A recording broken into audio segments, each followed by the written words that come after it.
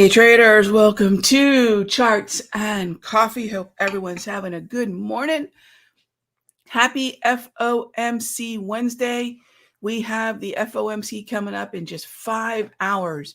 So what can you expect? So first of all, if you haven't yet checked out what we're doing in the Sector Secrets Mastery, let me give you a little glimpse of what we're going to do. Today is a catalyst for swing trades, meaning, and I'm going to point out a couple things. Number one, if you haven't already, before 2 o'clock, check out over at the Simpler Trading YouTube channel. Check out the video that I cut on the Powell pullback idea. It's not enough to say we could pull back. We need to know in some way what the catalyst for that could be. And the catalyst for that could be really simple. And everything has to be measurable, gang. If you can't measure something, there's no way there's a repeating type result, repeating process that you can, I'll tell you a story. My mom is a fantastic cook. I mean, amazing. She can cook anything. It doesn't matter. And she never uses a recipe. So the running joke in my house is whatever you're going to eat that my mom cooks is going to be beautiful, but enjoy it because it's never going to be that way again. And so our trading cannot be like my mom's cooking. Now, some traders can be intuitive traders, and while there won't be a repeating process, usually they'll end up with a good result. I'll tell you this right now, gang, after 30 years, that is not the case with most traders. Us mortals need a repeating type process so we can manage risk first and foremost and train our eyes to find the opportunities. Well, part of training the eyes is recognizing trends. One of the trends that we've seen is that the FOMC expectations are, because the Fed fund futures are moving towards maybe a March rate cut, Powell might look at that this morning and choose violence. He might look at that this morning and say, no, the market, meaning us, we've got it all wrong. We're way too dovish, too early, right? They're going to cut. That's going to happen. But when is the cut going to happen? Does he need to move our expectations out to May? He may not, right? He may not. Interestingly enough, bond yields are lower as the ZB is higher today, right? You take a look at the euro, which is the best way to look at the dollar. It's higher, which means the dollar's lower today. So when we start looking at where equities, treasuries, and currencies could go, they're in alignment with coming rate cuts. If Powell wants to undo the early expectation and make it so it's more aligned with May, we could see a pullback. We want to buy into it, because just because he's not going to maybe cut with the FOMC chuckleheads in March of next year doesn't mean that they're not going to cut in May, possibly in June, probably in July, onward and onward, right? So that's where we are, and that's where the opportunity is, but it's not widespread, because while all this chaos is going on, we've got window dressing, and window dressing is that portfolio. Think about what window dressing is. Put all the best stuff in that showroom window. And what's the best stuff? The stuff that's up on the year, that stuff that's up above its 200, the stuff that's in an uptrends. It lands us in 4 places, and all roads lead to the NASDAQ. Semis, tech, communications, consumer discretionary. Even consumer discretionary has caught on, but not in the way that we would think. It's Home Depot, it's Nike, it's McDonald's, it's lumber, it's burgers, and it's sneakers, right? It's not necessarily a lot of clarity from Amazon, although I sure as heck would not short Amazon. Amazon's just been really erratic. So if you're interested in the trend in Amazon, take a look at the 1 hour time frame. That's something we do in the mastery, by the way. We ask ourselves, do I want to be in an overnight position with longer term time horizon expectations, or do I want to be in a shorter term one? And part of that is, yes, overnight exposure. Yes, further dated out options. But the other part of that is, do we or do we not have the ability to expect the trend to continue, because we get paid on follow through, right? We get paid on follow through. And that's where we have to remember, it's not enough to get a fill. You've got to get the follow through. That's where we get to ring the cash register. Amazon, not terrible, maybe short in the time frame, but Home Depot, McDonald's, Nike, amazing. Steer clear of Tesla, gang. I get a lot of questions about Tesla here in the show every morning. Why would I want to focus on something in a sea of uptrends? Why would I want to focus on something in chop, right? Apple uptrend, Microsoft uptrend. What's not in an uptrend? Meta. What's not in an uptrend? Google. So there are things that aren't as good. Trade this, not that, right? Let's keep that in mind. I know that's not something that a lot of people might remember. Those, I think it was a diet book. It was a little picture book. And on one side, they would have fried Cheetos, and the other side, they would have baked Cheetos. And eat this, not that. Y'all remember that? We need to think about trade this, not that. We need to think about, yeah, I really like Google, but what is it that I'm really trying to do aside from we want to make money? What do I want to do? I want to take advantage of a symbol that has the ability to continue. That's going to be Apple, gang. That's likely going to be Microsoft. Another one I get a lot of is NVIDIA. Do I like NVIDIA? Trade, and I think a lot of times people take it personal. Why can't you like NVIDIA? It's done. No, it's not about what it's making, what it's done. It's what is it doing now? AMD looks better, right? In terms of the context of the trend and therefore follow through, AMD, Intel look better than NVIDIA. They're all in the same group. So this is what relative performance looks like. A lot of folks say this multisyllabic thing, but relative to what? Relative to the group of stocks that it's trading with because of these groups of sectors that are popular ETFs. And that's really what we're dealing with, gang. That's a synopsis of what we're going to continue to do this month and what we are focused on in the mastery. All right. With all that being said, let's see. Does the cat have everyone's tongue or fingers this morning? What kind of questions do we have? Now that I've kind of laid out here a little 8-minute game plan for today. And again, gang, buy the dip works. It does. It gets everyone memes and makes fun of buy the dip until trends happen and then everyone's a dip buyer. But what does it mean to buy the dip? It means to recognize a trend and wait for the pullback, right? That's the key. That's the key. And you can see a lot of what I'm looking at here. All right. You can see a lot of what I'm looking at there. Okay. So, and by the way, for those of you wondering, I got a few emails after yesterday's video, which again is over at the Simpler Trading YouTube channel, the Powell pullback one. People said, Rog, what is this? This is called workflowy. I love this. It's a separate like Evernote or Microsoft OneNote. This is something that we keep for the members in the mastery, where when we have trade ideas, we're planning a day, when we're having a discussion about all the things we're going to have to deal with, having notes, having something to refer back to after the session, before the session, really, really helps. All of us know you want to learn something, listen to it, do it, write it down, right? And that's all going to help with, remembering why you're doing what you're doing, sticking with the process and not freestyling it, right? Not getting caught up in freestyling it. All right. First question. Thank you, SJ. Thank you so much for insight in last night's video. My pleasure and my job. I'm curious as to why I chose December 29 or Jan 12 expiration and not monthly expiration or further. So SJ, we have a concept that we embrace in the Sector Secrets Mastery, and that is this: do not pay for more time than you need. So if there's a particular catalyst, some of you might know that the blog that I keep here, a lot of us, a handful of us here at Simpler, have our own blogs, right? And mine's called Countdown Trader. I said, what the heck does that mean, Rod? Countdown Trader. It's the fourth factor of trading, right? It's the fourth factor, time.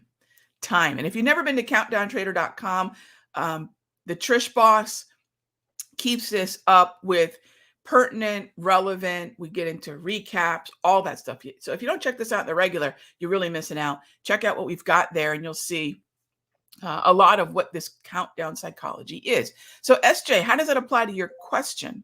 Countdown means, for me, what is the event that I'm anticipating is going to be the reason that XYZ stock is going to go up or down, preferably up. I like to be a bull. If I'm looking for January 29, I'm really taking advantage of window dressing, Santa rally. Think about what's going to happen by the time we get to December 29. Do I need to pay for more time than that on a 1 hour time frame trend? Probably not, right? Now, Jan 12, as I explained in the video, will take us through that little bit of retail trading follow through. If we get a strong end of the year, we'll see the very beginning of the year, oftentimes the first handful of days, sort of this will have a little bit of the after effect of the Santa rally.